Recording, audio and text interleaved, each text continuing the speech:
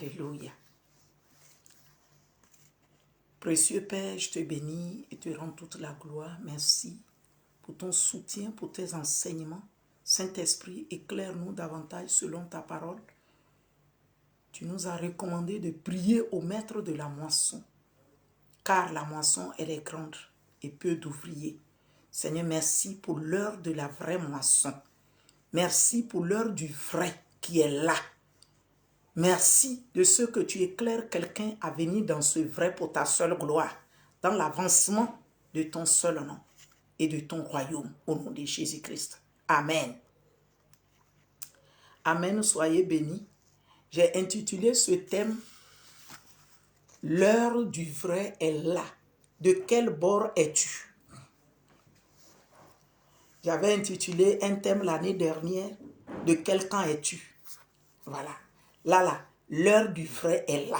De quel bord es-tu? C'est du bord de fourberie, c'est du bord des malices, c'est du bord de à droite, à gauche, à droite. Non, sois dans le bord de Jésus-Christ. La droite, une fois pour de bon. C'est-à-dire la droiture, c'est-à-dire la justice, c'est-à-dire la vérité, c'est-à-dire la paix, c'est-à-dire l'amour, c'est-à-dire la joie parfaite du Seigneur. L'heure du vrai est là. De quel bord es-tu? Bord des menteurs? Non, ne sois pas dans le bord des menteurs. Sois dans le bord des vrais et de ceux qui disent la vérité et de ceux qui pratiquent la vérité, la justice de Dieu. Alléluia. Sans plus tarder, je lis la parole de Dieu dans Jérémie 11, verset 20. Nous allons comprendre davantage combien de fois l'amour de Dieu est immense pour nous. C'est pourquoi il nous enseigne sa parole pour nous ramener chaque fois à lui. Et si on n'est pas à lui, qu'on puisse être touché par sa parole pour venir à lui. Je lis la parole de Dieu au verset 20 du chapitre 11 de Jérémie. Mais l'Éternel des armées est un juste juge qui sonde les reins et les cœurs. Je verrai ta vengeance s'exercer contre eux. Contre qui? Les démons, les méchants. Car c'est à toi que je confie ma cause.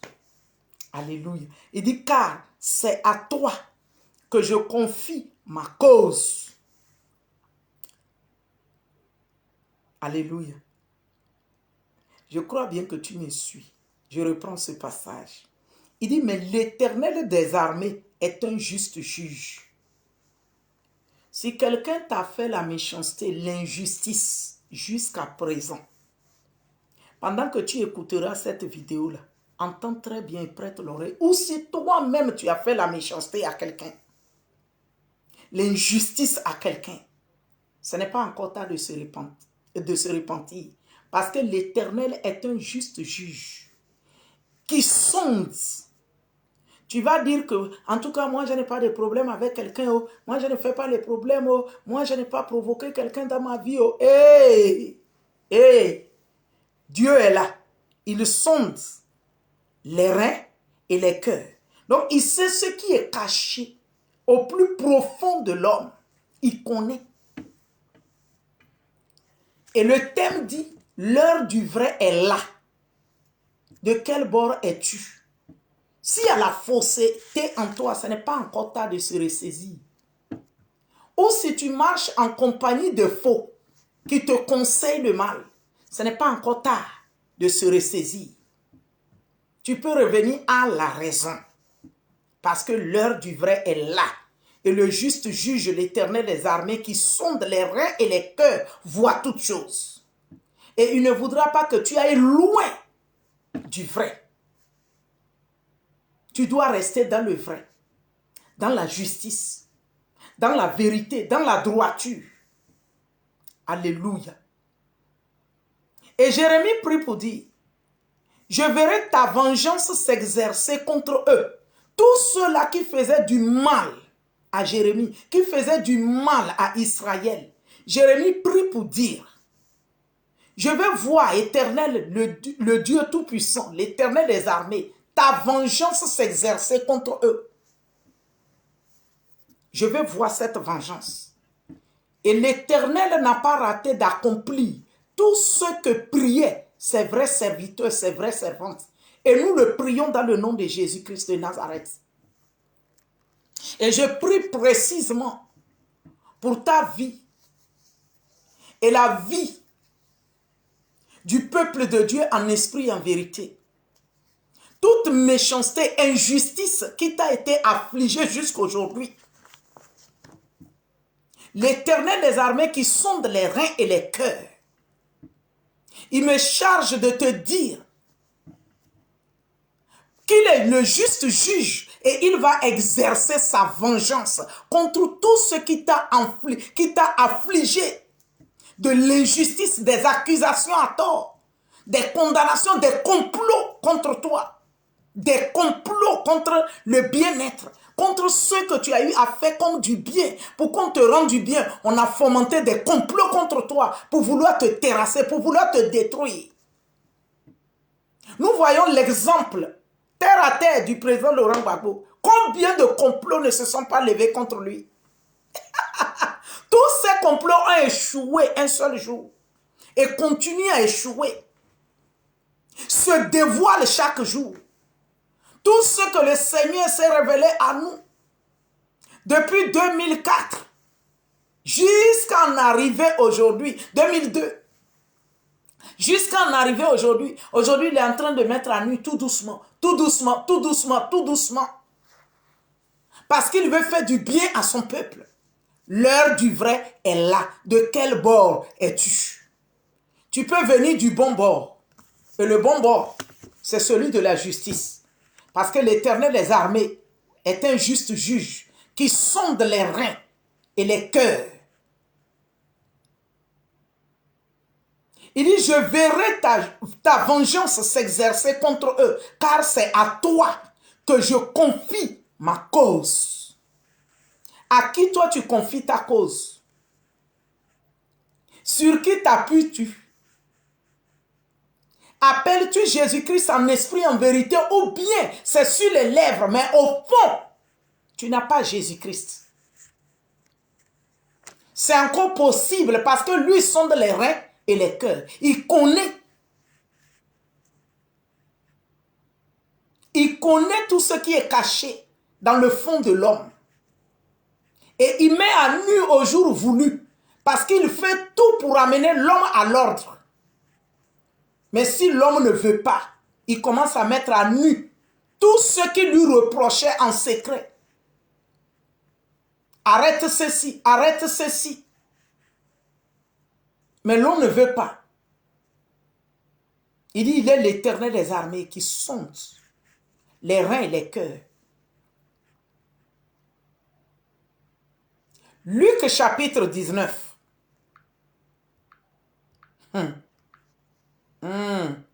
On est en train de venir. Il y a trop de révélations. Mais on va tout doucement. Et on interpelle les gens de se repentir. Que les gens se repentent. La repentance en esprit et en vérité. Parce que beaucoup de choses vont sortir. Et nous ne voudrons pas offenser quelqu'un.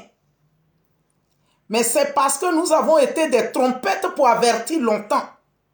Et nous avons été shootés, humiliés, chassés. Je me rappelle une fois dans un palais présidentiel. L'heure même du combat, c'est là les opposants du vrai décident de nous chasser. Parce qu'ils ont décidé de détruire.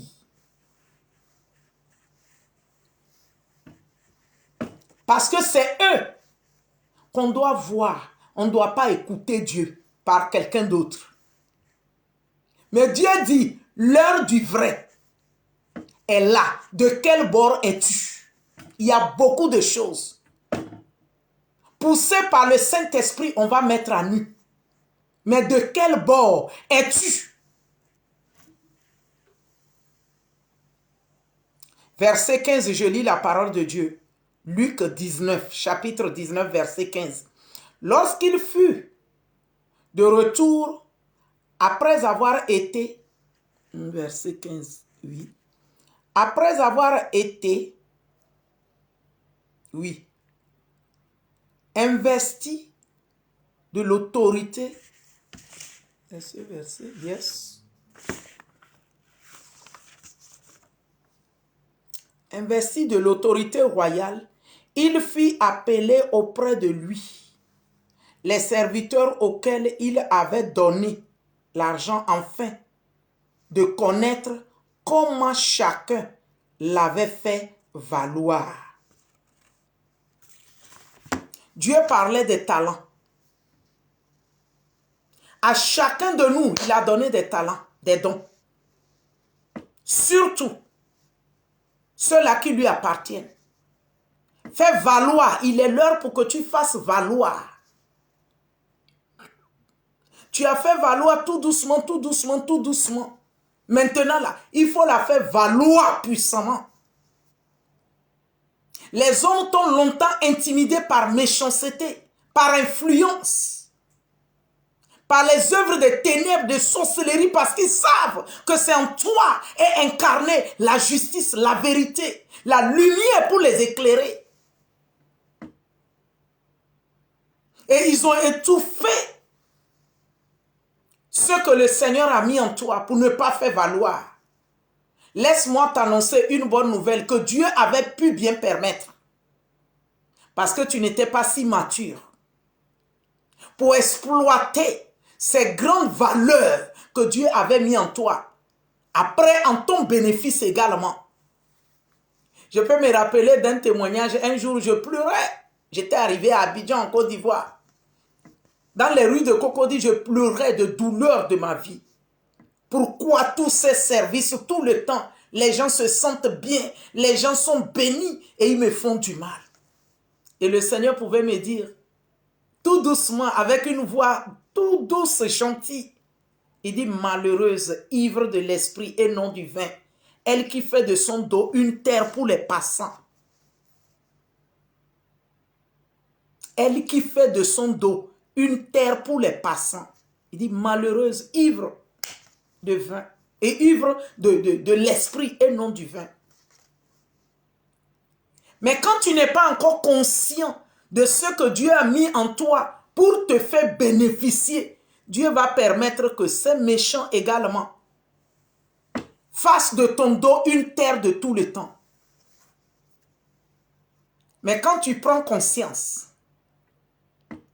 sauf les rebelles et les incrédules, sinon ils fuient sans qu'on ne les chasse, parce que l'Éternel va davantage te faire valoir ce qu'il a mis en toi, en ton profit et au profit de tous ceux qui croiront en toi. Et le Seigneur pouvait me le dire une année. Ça fait longtemps. Il dit Luc 2, 34. Je crois à 1998. Il dit, écoute ta vie.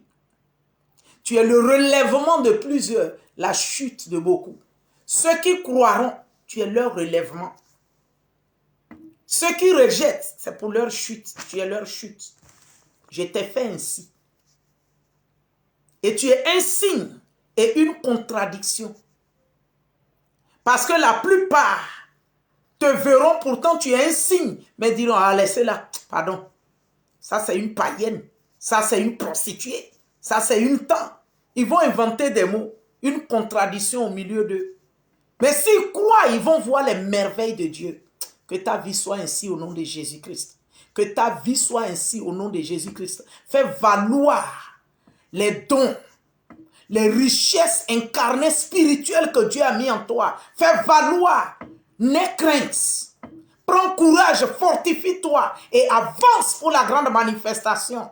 Il est l'heure pour la grande manifestation au nom de Jésus-Christ de Nazareth, car les peuples attendent la révélation des fils et des filles de Dieu. Le monde entier attend avec un ardent désir. Selon Romains 8, 19, le monde entier attend avec un ardent désir ta révélation, ma révélation. Et je t'encourage de te lever pour te manifester. J'ai la vie de Dieu en moi. J'ai la vie de Dieu en moi. J'ai sa vie, sa nature, son amour et sa capacité. J'ai la vie de Dieu en moi. J'ai sa vie, sa nature, son amour et sa capacité. J'ai la vie de Dieu en moi. Oh. Et sa vie en toi, mon frère, ma soeur. Moi, j'ai sa vie, sa nature et sa capacité. J'ai la vie de Dieu en moi. Ce chant que je te chante, le Saint-Esprit me l'a inspiré comme ça il y a presque 17 ans. J'étais là et les mots ont commencé à couler en moi. Et après, il m'enseigne, il dit, oui, tu as ma vie en toi. Tu as ma nature en toi. Tu as mon amour en toi. Tu as mes capacités en toi. Tu as ma fidélité en toi. J'ai dit, waouh! Et j'ai chanté, chanté, chanté. Ce chant m'est revenu il y a à peine 1 mois et quelques 2 mois. Ce chant m'est revenu. Alléluia. Soyez bénis au nom de Jésus. Précieux Père, je te rends toute la gloire pour ce message. Je demande ta grâce d'ouvrir l'entendement spirituel de quelqu'un et enseigne-le plus clair et plus profondément. Toi qui convaincs les cœurs du péché, de justice et de jugement. Et conduis ton peuple dans le sentier de la justice, car tu es un Dieu juste juge. Toi, l'Éternel des armées, qui sonde les reins et les cœurs, afin de rendre à chacun selon ce qu'il en mérite. Jérémie pouvait te demander d'exercer ta vengeance contre les méchants et la méchanceté. Seigneur, celui qui se ressaisit en écoutant ta parole et laisser son cœur dissuadé par ta crainte et se ramène en toi, se répand, Seigneur éternel, pardonne et délivre pour ta seule gloire, dans le nom de Jésus-Christ. Mais que les incrédules, les entêtés qui voudront empoisonner et gangréner la vie, Seigneur éternel, de ton peuple choisi, qui s'est sanctifié et se conserver pour toi, qui marche dans la droiture, Seigneur, rencontre ta vengeance. Que ces méchants rencontrent ta vengeance. Mais tous ceux-là qui se ressaisiront, Seigneur, pardonne et délivre. Et ramène à la raison. Et que cela devienne des grands témoignages en ton nom. Car tu as dit, nous avons vaincu l'ennemi. Selon Apocalypse 12, 11. Par le sang de l'agneau et la parole de notre témoignage. Seigneur, lorsque nous écoutons et nous nous repentons, nous t'apportons des témoignages. Et le monde voit combien de fois tu es plein d'amour, compatissant, lent à la colère et riche en bonté, dont tu ne désires pas la perte des méchants, mais que le méchant se répande de ses mauvaises voies et qu'il vive. Seigneur, je profite de l'occasion pour prier pour toute la famille du président Laurent Gbagbo. Tout ce qui est méchanceté dans cette famille, Seigneur, tout ce qui est méchanceté autour de lui, qui a été méchant par le passé et qui continue à être méchant, Seigneur, localise-les par ta parole de repentance, ceux qui sont pour la vie, et ramène-les à la raison pour leur accorder ta vie au nom de Jésus-Christ. Mais que seuls les méchants, les incrédules rencontrent ta vengeance. Béni soit ta fidélité et que toute l'honneur te revient au nom de Jésus-Christ. Amen. Partagez cette vidéo, partagez-la au maximum.